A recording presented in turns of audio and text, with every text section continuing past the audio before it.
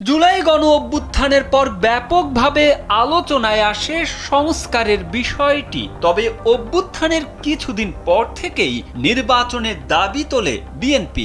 তাদের দাবির মুখে সরকারের শীর্ষ মহল থেকে আগামী ডিসেম্বরে নির্বাচনের সম্ভাবনার কথা বলা হয়।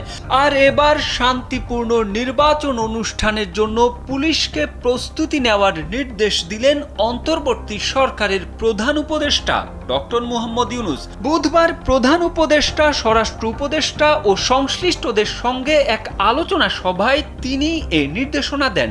আগামী নির্বাচনে সব ধরনের প্রস্তুতি নেওয়ার জন্য পুলিশ সদস্যদের নির্দেশ দিয়ে বলেন, শান্তিপূর্ণ নির্বাচন অনুষ্ঠানের জন্য পুলিশের প্রস্তুতি ও করণীয় সম্পর্কে এখন থেকেই উদ্যোগ নিতে হবে।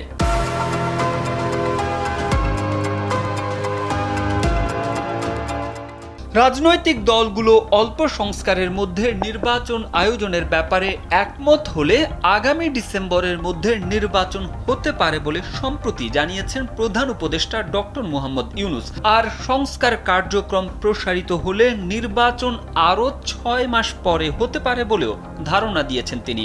তবে ডিসেম্বরের নির্বাচন ধরে নিয়ে এরই মধ্যে প্রস্তুতি নেওয়ার কথা জানিয়েছেন নির্বাচন কমিশন।